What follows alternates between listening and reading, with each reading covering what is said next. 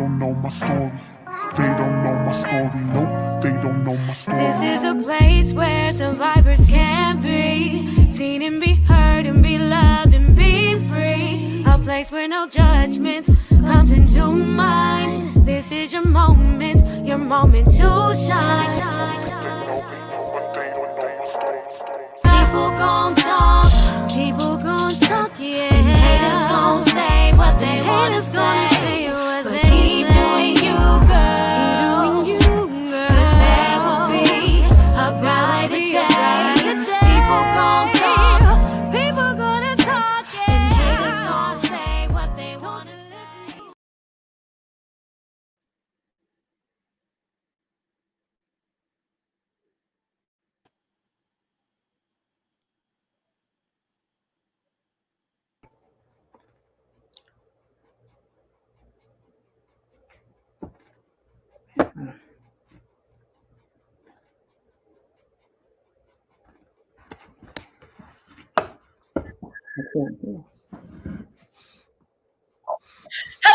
Hello.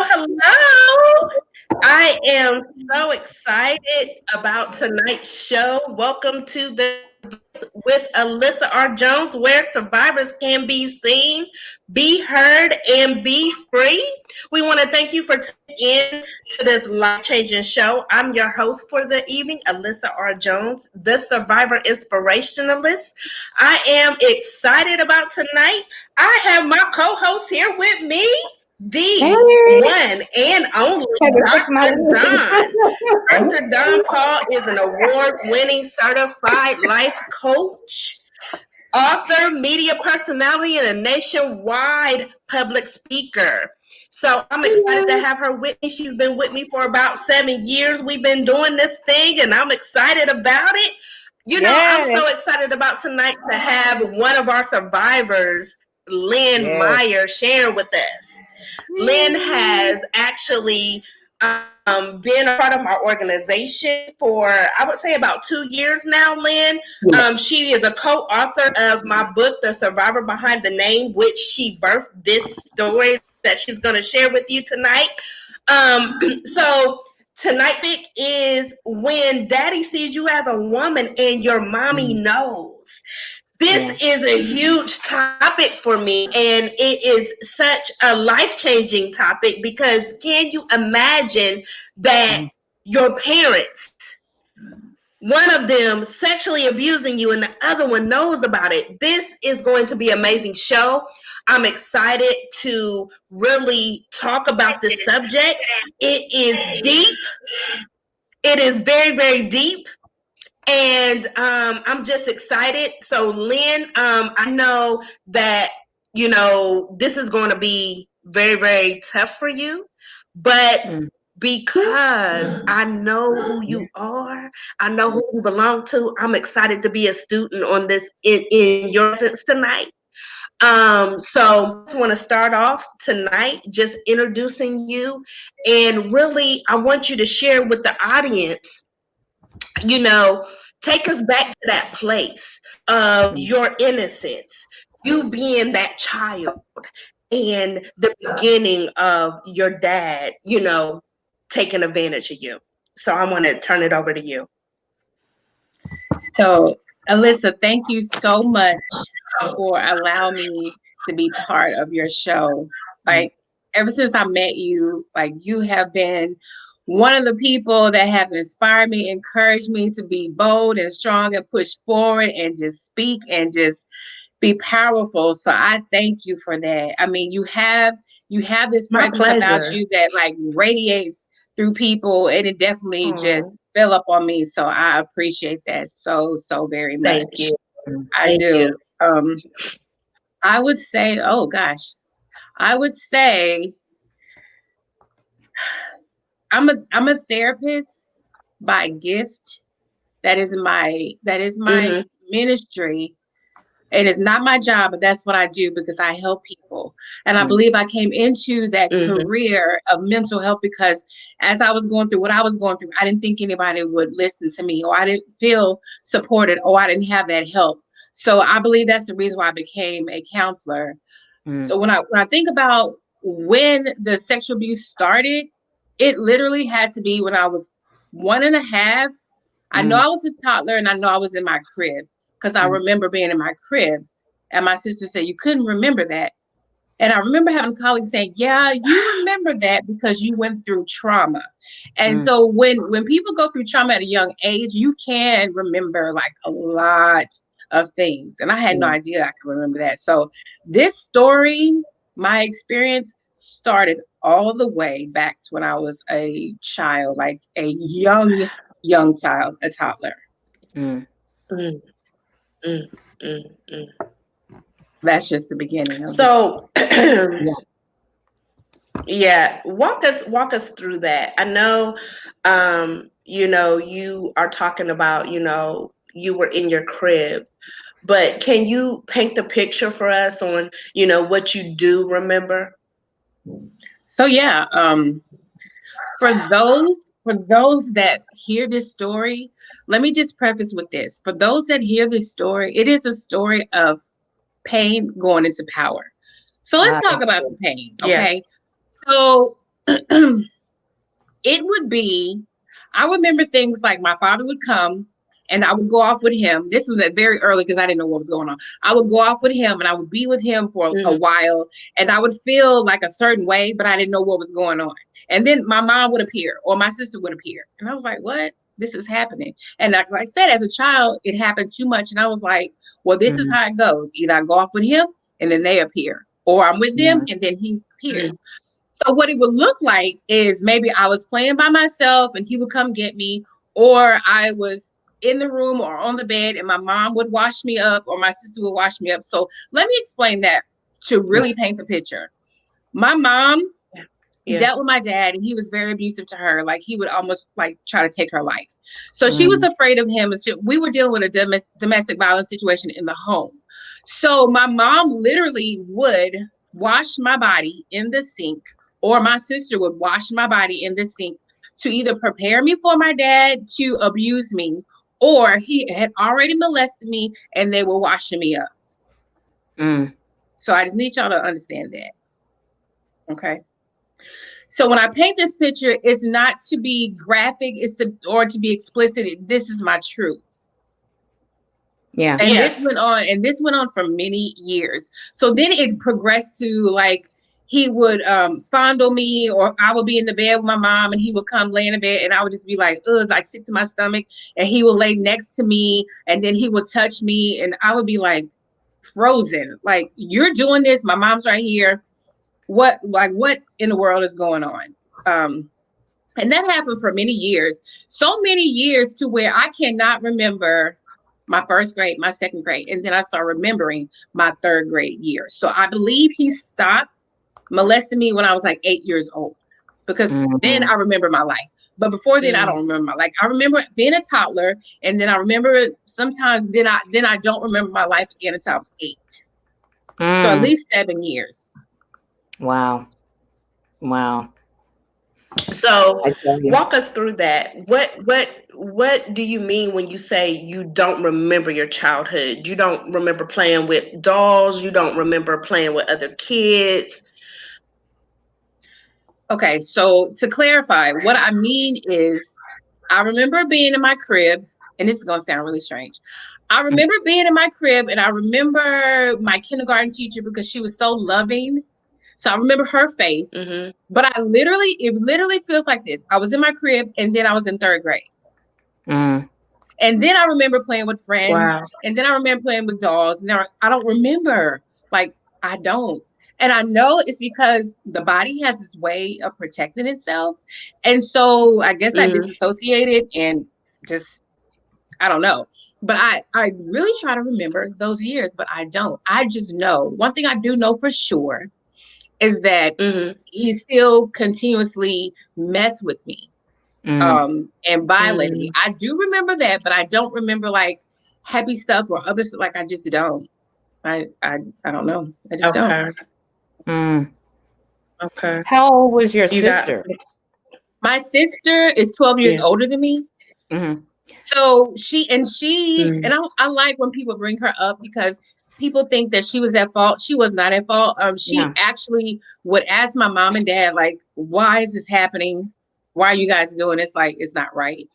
Yeah. So she was trying to protect me, but her hands were tied as well. So do you think that sometimes that you know, when you say you don't remember, that you know, they love to use that in court, attorneys love to say, well, how do you know it happened? Because our survivors already don't have a voice. So when these little 8-year-olds say, you know, that they try to, you know, but it happened. So talk a little about that, how you help other survivors. And then we have these little babies who are being violated and they try to twist it and say it didn't happen. It did happen. Yeah. So there is, I forget the man's name. I think it's I'll just say the name and then you will remember. The Body Keeps the Score. Have you guys heard that book before? It's a book called The Body. No, I haven't. Okay, so please pick it up. I mean, a lot of people know it, and I cannot remember the guy's name right now. Oh gosh, it's escaping me. But the thing of it is, your body tells you. That's okay. When you remember, let us know. I'll let you know. Okay. But your body tells you something has gone wrong. It tells you, you act out, it manifests in other ways. Like I was a little kid and I was masturbating. Why was I masturbating as a 6-year-old? Like I should not have been doing that. Yeah. So that's the indication that something happened. And then it's just my interaction with my father was totally off from everybody else. Yeah. You know, I didn't want to be around him. I wanted to be under my mom, or I wanted to be with my siblings. Like I didn't want him to touch me. Like I literally would cry, or I would get angry, or I just did not want to be around him. So it would not matter if someone or a lawyer would be like, oh, you say you don't remember, so it didn't happen. Oh, absolutely it did, because there are other ways. There's other ways. Just like I have a child that's he's 2.5 now, but before he starts speaking, his actions would tell me who he was afraid of or who he did not want to be around. So that right there can actually tell you like something's going on. And so when I work with my client, I'm sorry, when I work with my clients and they say the very same thing, I let them know. I said, well, it doesn't matter if you don't remember. I know it did because the way that you're telling me the story and the things that you're doing. That, you know, because a lot of times it's more like a tantrum that we throw because we don't feel protected and nobody's listening, nobody's watching. So those actions they come off as aggressive. So it's that type of behavior. Did anybody around, like, you know, when no, go ahead. No, what I was going to say, I was just going to piggyback off of Lynn, because when she was talking about aggression, which is funny because a lot of the older people would, you know, say, hey, they're just fast. You know what I'm saying? You know how the older folks would just call you fast, but really and truly you weren't. You were being molested by somebody in the family. So when you said aggression, that's what came to my mind, because I remember my mother using those words, you know, when it happened to me. And even though it wasn't, you know, my father or anything like that, when she called me fast, that did something to me, because I was like, I didn't ask for that. I didn't ask to be sexually molested, no matter whether, you know, I had on that short nightgown or whatever. I didn't ask for that. So that's what just kind of stuck out to me when you said that. What were you going to say, Don? No, what? Talk about some of the signs, Lynn, because like Alissa said, the older people and even our generation, ooh, that girl's fast. Why is she having babies at 12, 13 years old? Talk about the red flags, because you talked about it, you know, but talk about the red flags. Even teachers sometimes can miss it. They do. So give the red flags. So instead of judging these young people, we'll see. Yeah. So there can be very many different red flags, like, because it manifests differently in people, but I will definitely share mine. I started wetting the bed. Like I never would wet the bed ever. And then all of a sudden I start wetting the bed. And I was like, well, what's going on with this? You know, because I would like kind of like ask myself and ask my body, like, why are you doing that? I also had night terrors. Like I would sleepwalk, but I had night terrors. Like these things were crazy. As I would sleepwalk, like I would literally be walking into my mom and my dad's room, having conversation with them, or I would be going outside, unlocking doors. Like it was a really strange thing. And as I continue to learn about trauma, night terrors are one of the things that pop up. Bedwetting and night terrors, they notice that. But then also it's just the I did not know interaction that. again. Is the interaction with others. Like for me, it was like, you know, when they said when you said fast, because that's one thing I was told, like, oh, you so fast. I'm like, how can I be fast and I'm 5 years old? Right. No, but it was more for me. I was very friendly, like with my sister's boyfriends. But it wasn't like, oh, hug on me. It was more like, show me attention because I'm getting the wrong attention at home. It was that, if that makes sense for the audience that's listening. That makes sense. Another thing, okay, I'm glad it does. Another thing, it was more like I was very clingy to females more than males, because when I started getting, my body started developing, it was more like I wanted to be closed all the time. Like I was very insecure about my body. You know, I wasn't open and bold like I am now. It was more like to get like closed in on myself. Definitely acted out in school, because this is one thing I did. I did not act out in school like bad behavior. I performed very well. So it can look like that too. I was in everything. Yes, I was in track. I was in choir. I was best citizen, meaning like the best child in school. I had honor roll, not National Honor Society. Every single thing you can think of, I was doing. And that is another thing people need to watch out for. It's like, why do you have to be perfect in everything?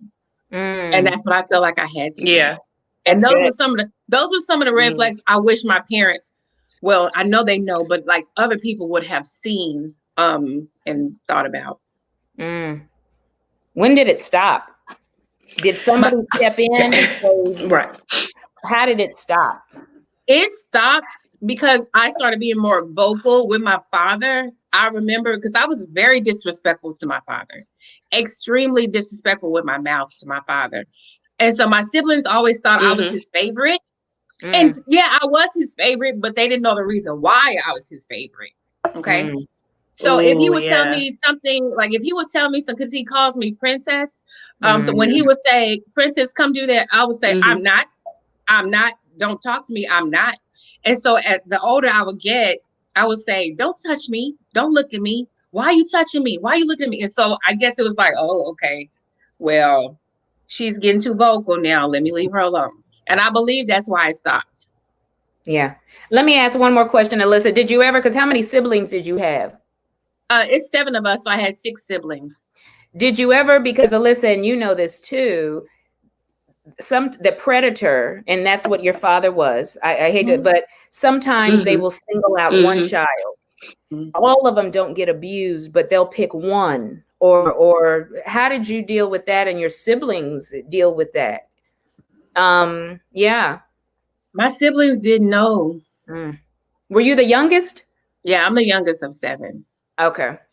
My siblings didn't know. The one sister knew, because again, they made her part of it.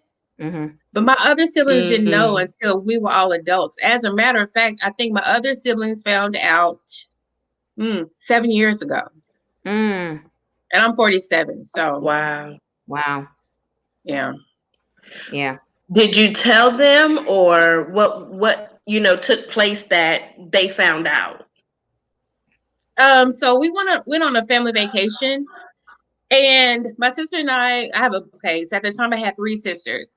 So we went on a family vacation, and the second oldest sister was outside talking to me, and she was like, hey, what's going on? And we just started chatting, and I don't know, I just said,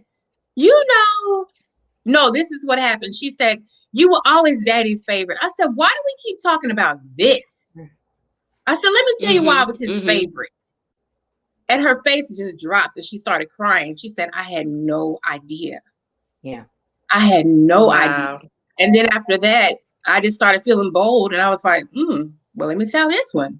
Well, let me tell this one. So that's with that reaction that your sister had, Lynn, how did that make you feel?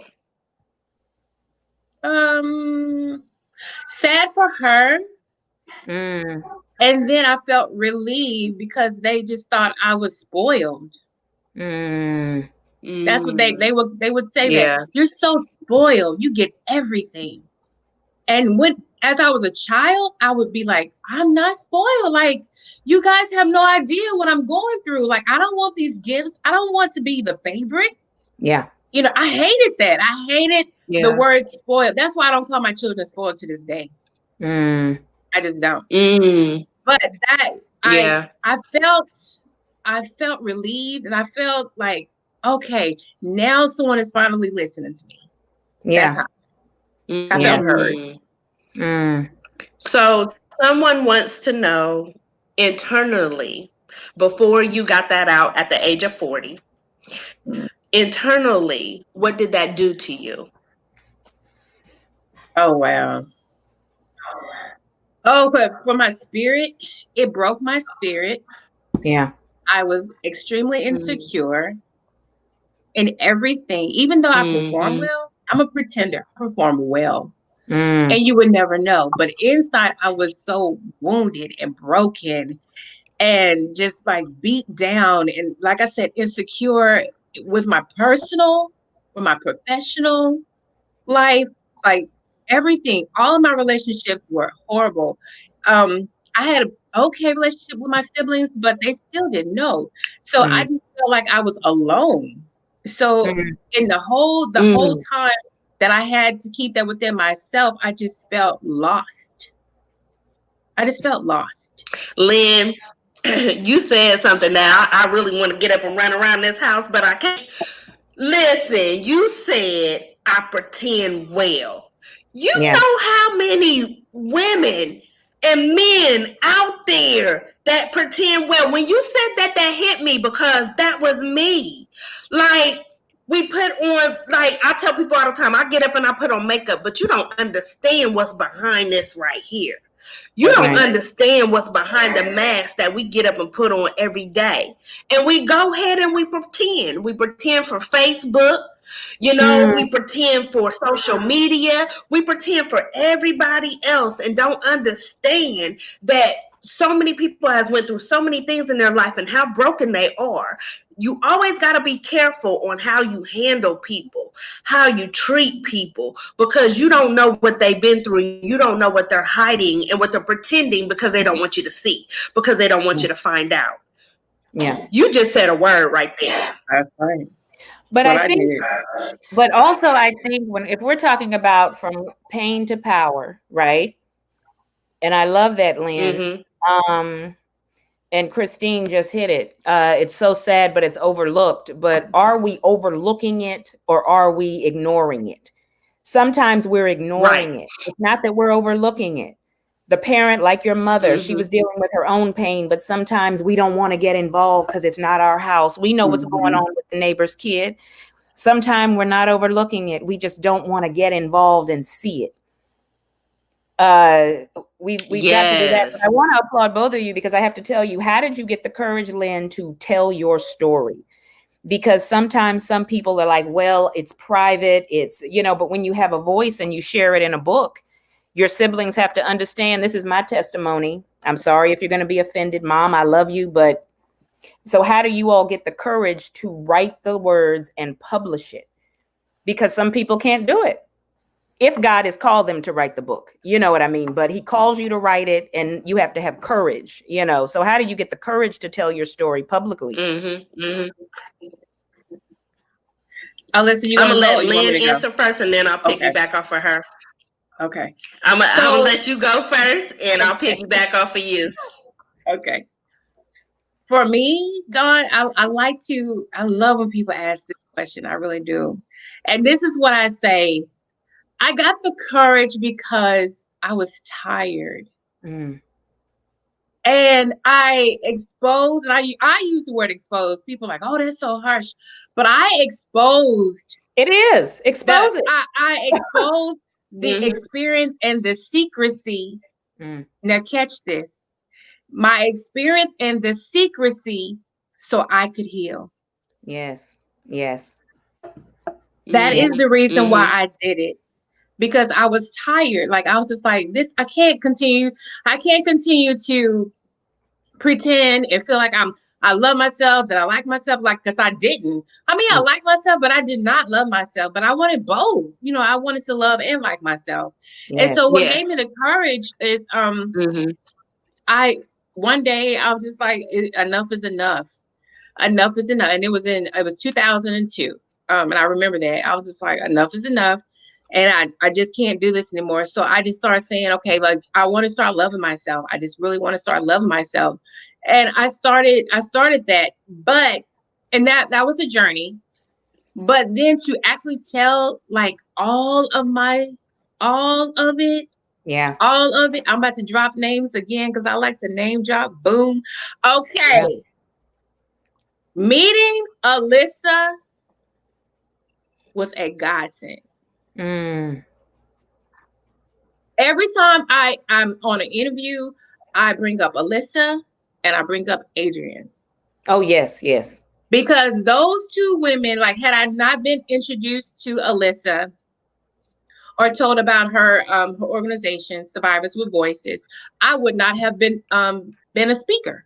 Yeah. Being a speaker, I was just like, oh, ooh, they're listening. Somebody's actually listening to me and taking it and understanding and believing me. And that day, after I became a speaker, when we were doing the speaker in Houston, I sat down with Adrian. I was like, you are so cool. Like, you are so dope. We're going to be friends. And she and I started laughing. And then she said, so what you going to do now? And I was like, I'm thinking about writing a book. She was like, oh, well, then you should.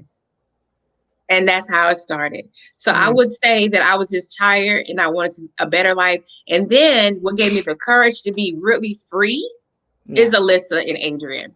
Yeah.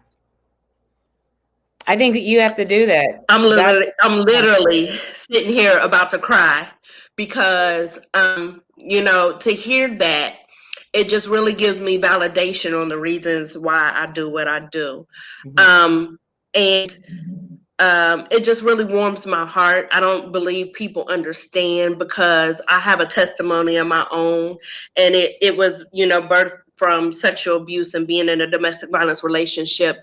But I always wanted to use my testimony to empower the next person. So to truly hear that makes me feel amazing, and that God really has given me the purpose and that I lived through. But to answer your question, Don, when you talk about the book and sharing your testimony and the reasons why you do it, I got to the point of sharing my testimony because I have kept my testimony silent for 23 years. And I got to the point of where everybody was talking about my business but me. And I don't know if you all are familiar with the movie 8 Mile, where Eminem is in this rap battle, and he goes ahead and says everything that man is about to say about him and left him speechless. And that's how I had to think about my life and everything I've been through. Let me go ahead and put it in the book, because then y'all will have nothing else to say about me. Let me talk about my own pain. Let me, you know what I'm saying, address my own pain and put it out there myself. There's nothing else that you could say about me. You know what I mean? And my book was for me dropping the mic moment, because it was just an aha moment for me. And I had to mentally get prepared to do that, because I had to understand it was my truth. And it didn't matter what anybody said. It didn't matter how anybody felt about it. And it made it a little bit easier for me because my abuser was deceased, but it wasn't any different because I never got the closure that I wanted to get. I never got to confront him. I never got to, tell him about the pain that he hurt me. So, I just wanted to address that question. But Lynn, I truly appreciate you. And it's been an amazing experience to see you write your book, to see, you're doing retreats and events and everything that you're doing to, further the mission. Because I always tell people at the end of the day, my purpose in your life is for you to unlock your voice. Whatever you do from there, it's nothing but God. So I'm grateful for that. Talk about therapy. Did you do therapy and counseling, Lynn? Therapy and counseling? I? Yeah, because the thing about therapy and counseling is we all have a lane. And so talk about how it is important when you are dealing with the feelings of sexual abuse, when you are dealing with sexual abuse, that you have to go to a therapist or counselor specialized in that. Because if not, it could affect in a negative way your healing process. You have to have somebody who's equipped like you. You help other survivors because you've been through it. Not that they have had to been through it, but you have to have special training. So talk about the type of therapy and healing that they need. For me, I think if you're open to go see someone, that's the first step. Okay. Because if you are in the place where you're like, nobody's going to believe me, I don't think it's going to work, then it's not going to work. Okay. But if you're open to therapy, that's great, because sometimes it comes because, okay, let me say this. Sometimes people don't want to deal with the abuse or the violation. They just want to deal with like maybe anxiety and depression. Okay. First. Okay. And that's okay. But then later on it comes out like, oh, but this happened. I'm like, oh. Okay. You know, because it does. It's like, because I feel like with anger, you know, the different emotions, anger is not your first emotion. It's just the emotion people are comfortable with, you know. And so, but definitely a trauma specialist to me is the best when you are dealing with things like that.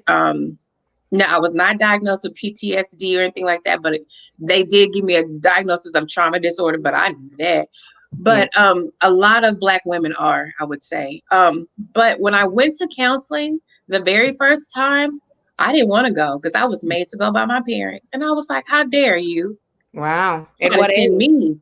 How dare you two try to send me to counseling? I'm not going. And I sat there and I gave that man hell. I was like, I don't know. They just spent their money for nothing. I'm not getting ready to talk to you, sir. I said, these are the two that put me in here. I'm not talking. But as I got older, I was just like, you know what? You need to talk to somebody. Yes. Because, you know, it's just like, I was raging, literally. Like, even if I was raging in silence, because that is a thing, I would rage in silence, and I would rage, you know, where people could see it. So I knew I needed to go back and get that treatment that I needed. I really did. And I would say like the very last time I went back was recent. It was probably when I was having an adult tantrum, like I call it, with my husband, and he was like, you acting like a child. And I was like, ooh, yes, I need to go back. Yeah, but counseling is good. It was the best thing for me. It was truly the best thing for me. But it shows, and I wanted you to say that and that's good, because it's not like it stops. You go to counseling for a year and you're okay. It's an ongoing process. Right. If you have to go in your 60s and 70s, do it. Do it. For sure. Right.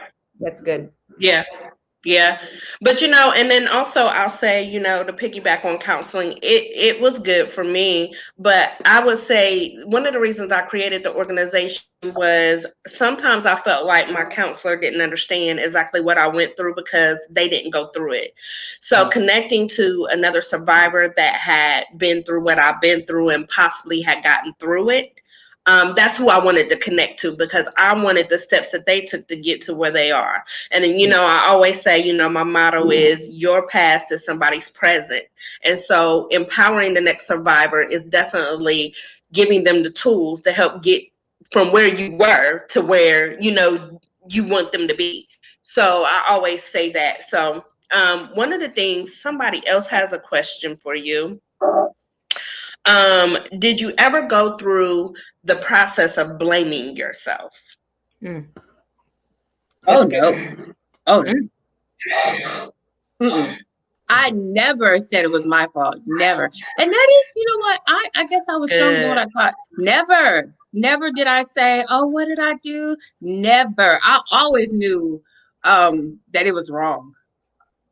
Always knew it was wrong. That's good. And I knew I didn't do anything to entice, seduce, nothing. I knew that was all on my father.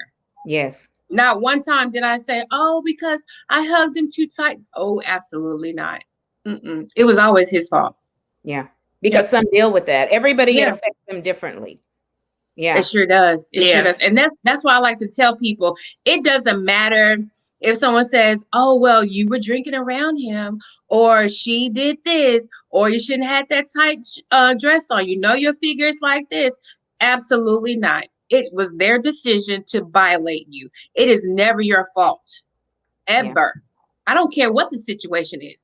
If someone chooses to violate you, that was their decision to take away your power or try to take away your power and violate you. You didn't do anything wrong. You were not in the wrong place. That's right. No, none of that. That's crap. It is crap. You did not do anything wrong. So I'm glad my mind never told me, to blame myself, because I didn't. Amen. I have a question for both of you though, because here we are. Okay, let's say because you have people who are in healing, right? And here you are, both of you all survivors, and some survivors want the parent to acknowledge, and sometimes the parent will never acknowledge. You can't make them acknowledge it. They're still in denial. They're still dealing with their own demons. But talk about how even though they don't acknowledge it, you still have to move forward. Mm-hmm. Yeah, because mom, did your mom ever good. admit it? Did your mom ever face her demons? Dad ever face their demons? For me, yeah. Well, I never did get a chance to talk to my father. Like when I went back to counseling, I confronted him through a letter because my dad was diagnosed with dementia. So by then, when I needed to confront him, I think I felt like it would be useless. So I just confronted him through a letter. But I was able to talk to my mom, and my mom is the one that brought it up, because we were in a car one day and she was like, I just feel like you need to talk to me about something. She knew what she was saying. I knew what she meant. And I just started talking. Oh no, she said, I'm stronger than what you think. Tell me what's going on. And I just started talking. And after I said what I said, she just says, I am so sorry. I'm so sorry. I didn't protect you. I'm so sorry. I wasn't there for, and I just boo-hoo like a baby, because I felt like that's all I needed, because I knew her hands were tied. Like the older I got and the older I understood, I was like, oh, well, yeah, her hands were pretty much tied. But yeah, I was able to talk to my mom and forgive her, but also forgive my dad. Even though I didn't confront him, I was still able to forgive him as well. Because y'all, we've seen all these stories. Another baby died at the hands of the molesting father. And we say the mother's hands are tied, but if you read the comments on the people are saying, why didn't the mother do anything? Why didn't the mother do anything? Mentally, that woman who allows her child to be violated, she is in a place where she's broken. And is it an excuse? Yeah. Us on the outside looking in are saying it's not an excuse. Right. So Chastity has a question. Chastity has a question. Was your father abused in his childhood? She's curious of his mental state. Was my father abused in his childhood? Yes, physically, not sexually, but physically he was. Yes. He and he and his siblings were physically, they were neglected and physically abused. Yes. Your mother, was she abused? My mom was taught by, these generational curses. They need to be broken, absolutely broken, because my grandmother showed my mom through my grandfather that it was okay to be mistreated and okay for to have outside affairs. Okay. So my mom grew up watching that. And when my mom had her first husband, he beat her. And my grandmother, I guess, thought it was okay. But my mom eventually left him and then found my dad, and he beat her too. So I say my mom and my dad both grew up being taught not to love themselves. And so then they had children, and then they had a horrible, horrible relationship. So. Wow. Yeah, I mean, that's all someone asked. Yeah, that's it. Well, Someone is sent in a question. Were there moments that you were angry, asking God, why did he allow this to happen to you? Sure. Yeah. Absolutely. As a child, yeah. I would ask those questions because I felt like, okay, maybe if it was just my dad, I can go to my mom. Mhm. But I couldn't even go to my mom because she knew. Mhm. So of course I would ask things like, well, God, well, who's gonna be here for me, or who's gonna protect me, or why is it not that, and why I just don't know why this has to happen and all of that. So definitely were moments of, do you not love me? Um, don't see me? You have to see Mhm. this going on. You can make this stop. Yes. So I would have those questions. Yeah. And I think that's fair. So, what was your process to get past that? Because I know you're a Christian now. I'm sure you go to church. What was your process in getting past that anger that you had with God? And honestly, I'm not sure if it was anger. It probably felt like anger sometimes, but Mm-hmm. more of anything, I felt disappointment and I Mm, didn't feel loved. yeah. Mm-hmm. Because people kept saying, Mm. God is love, God is love. And I was like, well, you don't love me. Yes. So it Yeah. would be that. But the process was definitely because I would pray a lot. Um, I would actually I would write. I'm very creative. I'm extremely creative, like with my hands. I write, I make things. So those were like processes. Okay. Again, I'm an overachiever, so I was always active in things. So that was the process being younger, but being older, it was more of just realizing that I couldn't continue on a path of destruction. So I knew I had to start, going to counseling and going to church more, just being surrounded by people that could support me in the ways that I wasn't able to support myself emotionally, because at that time I probably did not have any, what they now call emotional intelligence. I probably didn't have that. It was more of like physical. So I was able to process in those ways. Mm, Okay. That's good. yeah. That is good. What is your, because like So, I tell people, if you're angry with God, those are stages of, God understands if you're angry and upset with him. But I tell people you have to come back mm-hmm. to God. You can Mm-hmm. come back to him. He understands what you've been through. He knows, and they're going to have to deal with their demons. But I tell people, you can go back to him. Don't say, God, I questioned you, and he'll never, yes, he will take you back. Right. He will. What is your purpose in this? Because Alissa, her purpose, she talks about it all the time. What do you feel like is your purpose through this? Even though it's crazy to say, and I don't want to use the word, even though we hear, what is your purpose? What was your purpose for being abused? What do and we all go through something for a reason. What has God revealed to Mm-hmm. you? Mm-hmm. Yeah. So this is the point where I may cry. Okay. So my purpose is my assignment. Mm, I did not Mm. know that I had to go through this tumultuous childhood, this horrible experience where neither of my parents protected me, where I had to go through, where I Mm. didn't feel loved, I wasn't wanted, all of these things to be beaten down, broken in spirit, only to come out on the other side to save others. wow. I didn't know that. Wow. Mm-hmm. Didn't know that. And Yeah. that's why when I think about, like, I'm glad that that movie came out. I think it was last year. The movie Harriet came out, because a lot of people really don't read, and okay, but I'm gonna get off that. But a lot of people don't read, but they saw the movie. It's And okay. when I saw the movie, I was Yeah. like, oh my God. Mm, I'm not anywhere comparing myself to Harriet. yeah. But what I am doing is I got out. So I'm going back to get the others, to Amen. let them know they do not have Yeah. to stay in bondage of brokenness.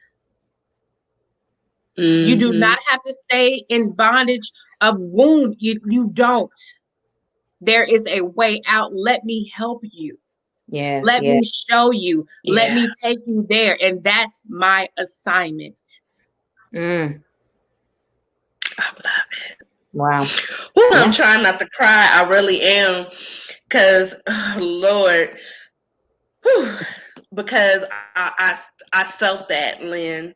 I, I feel that so much. And I don't think people understand, um, when you're abused, it's twofold. Either you turn into an abuser or you turn into that person that wants to make a change, Right. Right. and protect the people that has been abused. Because I had a debate with somebody, and I don't care what nobody say. 9 times out of 10, an abuser has been abused.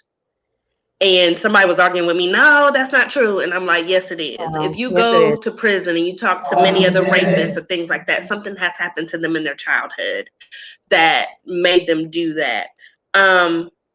So, what I want you to do right now, Lynn, I want you to talk to that survivor that may be struggling with their childhood sexual abuse, Mm. that they have not talked to nobody, but they're internalizing it. They haven't used their voice. Talk to them and talk to that survivor right now. I just want you to know that I see you, I understand you. Just because your past has told you lies that you're no good, that you're worthless, that no one's going to love you, that you're ugly, that you're whatever, the lies that your experience has told you, stop believing the lies. Amen. Stop believing the lies and start speaking Amen. life into that death situation. I'm not saying it didn't Mm-hmm. happen, because it did happen, but you have life within you. You are powerful. You are not pitiful. You are worthy. You Amen. have value. Open your mouth and speak. It is there. Do not let anyone else, Yeah. including yourself, to silence your voice any longer. Yes. Even if you have to open it up Mm-hmm. as a whisper, Yes. start Yes. there. Say Oh, that's something. good. Yes. I hear you. I see you. I am you. I want you to know that Mm. healing, restoration, and transformation are all possible. Yeah. You can heal, Mm-hmm. God can restore, and He can transform you into anything He wants you to be transformed into. Mm. Right. I want you to know that I love you. You are loved, and you are just so bold and beautiful. Amen. Mm. Amen. That's good. That's Amen. good. I'm telling Whew. you. How did it affect Yeah. your marriage though? Because you have some who they're married and they're hesitant to leave their children with their husbands. Reservations. Did you ever deal with Yeah. that when you're married? You have a great husband. Um, and we love you and your 50 children. Congratulations. I know. Yeah. Yeah. Yeah. Yeah, they're Yeah. beautiful. But yeah, because have you ever had thoughts? Oh, do I want to leave my? Things. How did you process that and deal? Do you know? Never did. I never, ever, ever have thought that my husband would touch my children. Well, Never. not that I thought he would, but how does a woman heal and not be too overprotective? She's got a Have good those husband. thoughts. Yeah. So yeah, Mm-mm. Yeah. So the thing of it is, like, I guess it comes from forgiveness, okay, to where I'm not hyper vigilant. Like, oh my God, like I'm not like that anymore. I'm pretty chill. I'm pretty laid back, and I can watch that. I'm very observant, and I do watch people. Because any mother is going to be like, oh, let me see if I want you around my children, right. but it's not like, oh my God, you can't be over there. It's not like that. And like I said, I do feel like it came from forgiveness. If I did not forgive, I don't think I would have a great marriage. I don't think I would have these children. I don't think I would be on the place that I am, like my assignment. I don't think I would be doing any of this if I still was harboring, you know, the thoughts of grief and shame and anger and hatred and all. Like, I don't think I would be able to do any of that. Okay. Do you reveal to your children, grandpa molested me and grandma let it happen? Your children are fairly young. But when do you Yeah. start? Do you ever talk to them about that? Well, What age do you suggest people start? Because that's your truth. yeah, it is the truth. Yeah. So if my Mhm. children ask me, I'm going to tell them. Now my 17-year-old knows because he actually bought the book. He was like, "Well, I like to know, what happened." And we talked. And he was like, "No, I'm going to support you. So let me buy the book." But when he bought it, he was like, "I had no idea, Wow. like none." And Wow. so that opened up dialogue, and he was able to talk about it, because he's of age. But my 8 and 6-year-old, they know that their grandfather did something to me. Do I go into it like very graphic? No. It was Yeah. more like grandfather touched me and he should not have. Right. And then his question was like, "Oh, did anybody know?" Okay. Well, yeah, this person knew. Oh, okay. Well, it's like that. Okay. Yeah. Yeah. But I So do think, and let I'm me glad you brought ask it you up, because I do think that it's very important to listen to your children when they talk to you, even if you think it's like fictitious or made up, like, oh, they have such a big imagination. It doesn't matter. Listen to your children and ask Amen. questions. Be interested in what they're saying because they're Yes. coming to you because they want to know that you can protect them, that Yes. you're going to support them, that you believe them. And the Yes. minute you start like, oh, yeah, they're gonna be like, oh, well, I can't even talk to mommy. I can't talk to daddy. So listen to your children no matter what they say. Amen. well, Yeah. I wanted to ask you, I wanted to go back to your husband because I think he's an integral part in your healing process. Talk about how he loved you past your pain. Mm. Yeah. So my husband is man, that man was for me for real. Yeah. Because even though and I would start with this first. When he started telling me that he loved me, I was just like, thank you. That's it? Like, I was like, thank you. And then what he said to me, and check this out. What he said to me, this is how I knew he loved me. He said, I don't care. You don't Mm. have to tell me that you love me. I love you. Amen. And I was like, whoa, Wow. okay. Well, he's different. Yeah. Um, Mm-hmm. but he was able to love me past my pain because he's one of those men, like he knows how to calm me down. He knows how to just love on me and hug on me and call me out when I'm wrong in the manner that I'm able to Mm-hmm. receive it. Because he knows the signs now. Like he'll say, Yes. "Oh, Yes. so what's happening? What you thinking about?" I'm like, "Oh, okay, well you get it." So I mean, he's my friend, and it's just so good that he was able to just be placed into my life Yes. because I needed him. I did not know I needed him for my husband because when I saw him, I was like, "Oh yeah, that's not him." But God said, "Oh yeah, that is him." And I was like, Yeah. "No, not really."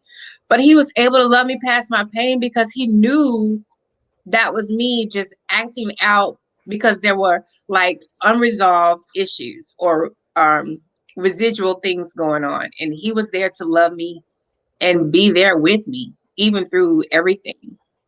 Mm-hmm. Amen. And just like he said, That's in a loving good. way, you're acting like a child. But that's his way of saying, I love you, but it's time for a therapy session. Yeah.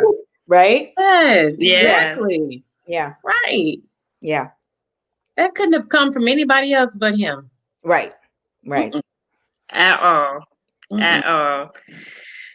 So, Somebody wants to know the moment in your journey where you realized that you were here for a purpose and God called you for a purpose.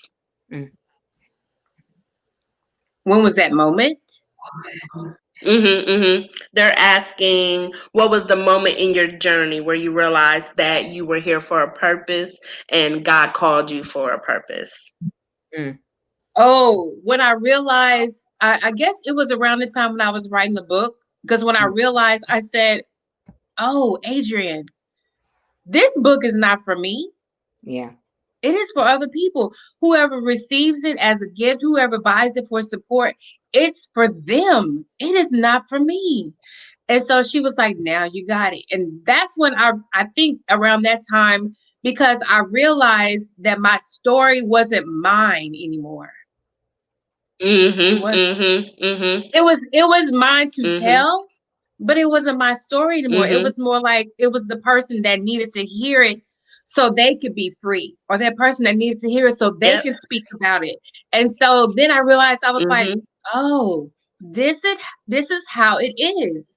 I'm supposed to be bold. I'm supposed to open my mouth. I'm supposed to do this in order for this person to receive healing, or for this person to understand. And that's when it was. That was the moment when I knew I was on an assignment, because then I knew God was using me because I became obedient. And that's when I knew. That's good. My heart is smiling because I feel like I taught you well. I'm so happy. So, let's talk about your book. Tell us about your book, some of the things people are going to take away from your book, and how can they get it? So the takeaway, I really hope people understand, like when we first started the interview, that you can see the transformation from this awful pain, this horrible, horrible experience, to me going through life, pretending, existing. Then you see me blossoming into this survivor that was going to make it work no matter what. And then you see me being a thriver. So, and that's where the pain to power to purpose comes in, because you can really see the different levels, and you can really see the change in the book. You can see me transforming, like they say, the caterpillar to the butterfly. You can really see that. Right. You can see this little small little person to this big personality that you see today. And that's what I really hope people can get from the book, because I want them to get inspiration and encouragement to know that they can too come out of what they're in. And it doesn't matter. Your story may not be sexual abuse. Any kind of abuse is abuse. It can be emotional, financial, physical, whatever. Any type of trauma is a trauma. It doesn't have to be sexual. So if people are like, oh, well, that's not my story. Well, if you have been abused in any type of way, this is your story. And so that's why I hope people can see. But there's ways to get the book. It is on Amazon. And the title of the book is No More: When Being a Victim of Sexual Abuse is No Longer an Option. So that's the title. Or you can get it at www.survivingwarriors.org. So those are the two ways to get it. Make sure you put that in the comments so other people can get that. But also, one of the things I want to end with is you telling us who Lynn is today. You telling us, after being molested by your father, your mother knowing all the pain and heartache you've been through, tell the viewers who we see today and who Lynn is today. Today you see a woman. And healing, of course. Today you see a woman that actually loves and likes herself. I didn't have that before. I did not have it before. I really am free. I'm so free. Like, there's no more secrets in my life. There's no more, I'm not hiding behind anything. And I have never experienced this freedom before. It's amazing. Like, I say and do because there's no bondage, there's no shackles on me at all. And because of that, now I speak so bold and so clear and so passionate that you cannot and will not shut me up. You cannot. But I knew I was going through this because I was going through my healing journey. And when you go through your healing journey, it's going to be difficult, but it is necessary. Amen. And the reason why you see me speak the way that I do now with such conviction and such passion is because I'm in a place where I am open to what God has for me to receive. I'm open for the world to just ingest and just enjoy me. Like I am so open to receive and just to give to others. Yeah. And this is who you see today. Yes. Oh, that's good. It's been such a pleasure. Don, do you have any ending words or questions? Because I'm just telling you, I'm blown away. I mean, how can we ended it there? We had our Oprah moment right there. That was it. You can't That get was it. Yeah. Yeah, that was My God, good. Glenn. Well, I I tell just you. want to take the time to speak to that individual right now that might be in that situation where you're dealing with childhood trauma, you're fighting depression, you're really fighting the inner you because you have been through childhood trauma, you're holding it in, you have not spoken to anybody. We want to always encourage you to connect to like-minded individuals that have been where you are but is going where you desire to go, and that is getting to a path of forgiveness and healing. Connect to organization Survivors with Voices Foundation. Will definitely help you create a voice, use your voice, and impact others with your voice. I just want to just thank my guest, Lynn. It's always great to hear her use her voice because I know where she came from and where she began, and to see her flourish into this powerhouse that I see in front of me with a book, doing events, and using her voice and empowering other survivors has been a great experience. And I know Don can relate to that because just 3 or 4 years ago we were at the conference where she first shared her testimony. So to see where she has blossomed from and to see the healing that has taken place, that it's been amazing. And I also want to thank my co-host Don again for joining me on this platform, for coming on board with me, being with me for 7 years. I don't take it lightly, but these topics aren't easy. And to deal with this, it can be heavy. But we understand that when we use our voice, we're here for a purpose, and it's bigger than you and I. And this is exactly why I do what I do. So I thank Don for going on this journey with me, riding it out with me. And we're just grateful that you all It's been 7 years. It's been 7 years. 2013. Yes, it's been 7 years. Still celebrating an anniversary. Yeah. Man, listen, when I tell you that, and what we're doing next year, we're going to come back bigger and better. I'm excited about it. And I'm really excited about God really giving me the power and the passion that I had when I first started this organization. Sometimes you got to step back and reevaluate things, and life happens. And when life happens, you have to step back. But when it's your calling, you can't run from it. And you got to step back into it and say, I hear you, God. So that's what I'm doing. And I appreciate everybody, all the viewers that, take the time to listen to us. Because like I said, these topics aren't easy. It's real life stuff. And a lot of people aren't talking about it. So I say that humbly, and I appreciate each and everybody. And I really appreciate you, Lynn, for again coming on the show. And I appreciate you, Don, for always being open to co-host with me.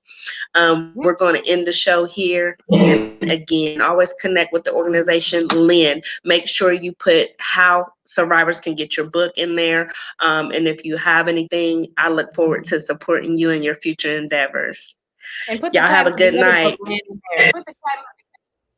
The other book, Lynn, said in there too. The Body Soul book you were talking about. Oh yeah, The Body Keeps the Score. Yes. Yeah. Yes. Okay. Yes. Yes. All right, everybody. Y'all have a good night. Bye. Bye, everybody. Bye-bye.